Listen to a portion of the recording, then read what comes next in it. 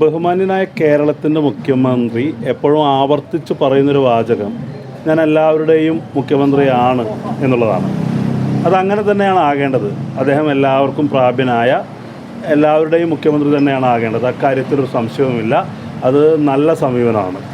പക്ഷേ തുടർച്ചയായി ഉണ്ടാകുന്ന ചില സംഭവങ്ങൾ, KPCCയുടെ ജനറൽ സെക്രട്ടറി ആയ PM നിയാസ് അദ്ദേഹം തെരഞ്ഞെടുപ്പ് കമ്മീഷണറുമായി ബന്ധപ്പെട്ട വിഷയത്തിൽ അദ്ദേഹത്തിൻ്റെ ഒരു ബോധ്യം, കൺവിക്ഷൻ, അദ്ദേഹം പറഞ്ഞത് ഈ തെരഞ്ഞെടുപ്പ് കമ്മീഷണർക്ക് സംഘപരിവാർ ബന്ധമുണ്ട് എന്നുള്ള പരാതി പറയാൻ മുഖ്യമന്ത്രിയുടെ ഓഫീസിനെ സമീപിച്ചപ്പോൾ, മുഖ്യമന്ത്രിയുമായി കൂടിക്കാഴ്ചയ്ക്ക് സമയം ചോദിച്ചപ്പോൾ അദ്ദേഹത്തിന് അത് അനുവദിച്ച് കിട്ടിയില്ല എന്നാണ്.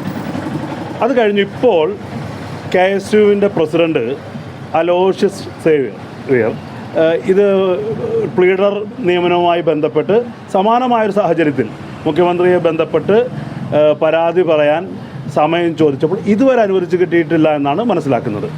അപ്പോൾ എല്ലാവരുടെയും മുഖ്യമന്ത്രി എന്ന് പറയുന്ന കേരളത്തിൻ്റെ മുഖ്യമന്ത്രി, പ്രത്യേകിച്ചും ഒരു KPCCയുടെ ജനറൽ സെക്രട്ടറി സമയം ചോദിക്കുന്നു, ആ സമയം അനുവദിച്ച് കിട്ടുന്നില്ല.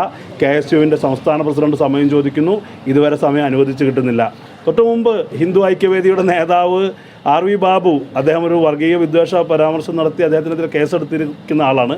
അദ്ദേഹം പറയുന്നത് അദ്ദേഹത്തിൻ്റെ കാര്യങ്ങൾ അനുഭാവപൂർവ്വം മുഖ്യമന്ത്രി കേട്ടു എന്നാണ്. അപ്പോൾ ഒരു കോൺഗ്രസ് പ്രവർത്തകൻ്റെ സ്പിരിറ്റോടുകൂടി ചോദിക്കുന്നൊരു ചോദ്യം എന്ന് പറയുന്നത്, RV ബാബുവിനും ശശികലയ്ക്കും പോലും വിഷയങ്ങൾ അവതരിപ്പിക്കാൻ കഴിയുന്ന മുഖ്യമന്ത്രി എന്തുകൊണ്ട് KPCC ജനറൽ സെക്രട്ടറിക്ക് KSUവിൻ്റെ സംസ്ഥാന പ്രസിഡന്റിന് സമയം ചോദിച്ചാൽ അത് അനുവദിച്ചു കൊടുക്കുന്നില്ല എന്നുള്ളൊരു ചോദ്യം ഉയരുന്നുവെങ്കിൽ അത് ന്യായമാണ്.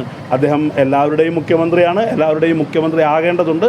അതുപോലെ തന്നെ KSUവിൻ്റെ സംസ്ഥാന പ്രസിഡന്റിനും KPCC ജനറൽ സെക്രട്ടറിക്കും അവരുടെ ആവശ്യങ്ങൾ പറയുമ്പോൾ അവരുടെ ഈ പറയുന്ന പരാതികൾ ബോധിപ്പിക്കാനുള്ളൊരു സംവിധാനം കൂടി ഉണ്ടാകണം.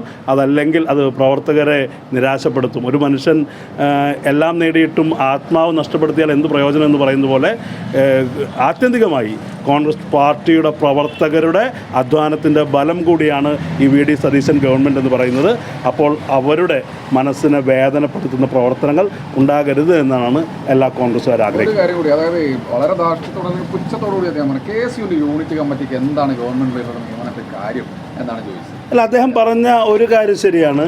ഇപ്പോൾ KSUവിൻ്റെ യൂണിറ്റ് അല്ല അത് തീരുമാനിക്കുന്നത്. പക്ഷേ KSUവിന് അത് KSUവിൻ്റെ സംസ്ഥാന പ്രസിഡന്റാകട്ടെ, ക്യാമ്പസിലെ ഓരോ KSU പ്രവർത്തകനാകട്ടെ എല്ലാ കാലത്തും അഭിപ്രായം പറയാനുള്ള അവകാശമുണ്ട്. KSUവിൻ്റെ തന്നെ ഏറ്റവും വലിയ അതിൻ്റെ ചരിത്രം പരിശോധിച്ചാൽ അറിയാം, എല്ലാ നേതാക്കന്മാരെയും മഹാനായ R ശങ്കർ തൊട്ട് K കരുണാകരനും AK ആൻ്റണിയും വരെ അത്തരം മുഖ്യമന്ത്രിമാരൊക്കെ ഇരുന്ന സന്ദർഭങ്ങളിലും KSU അതിൻ്റെ ആവശ്യങ്ങൾ ഉന്നയിച്ചിട്ടുണ്ട്, വിമർശനങ്ങൾ ഉന്നയിച്ചിട്ടുണ്ട്, തിരുത്തേണ്ട സന്ദർഭങ്ങൾ തിരുത്തിയിട്ടുണ്ട്.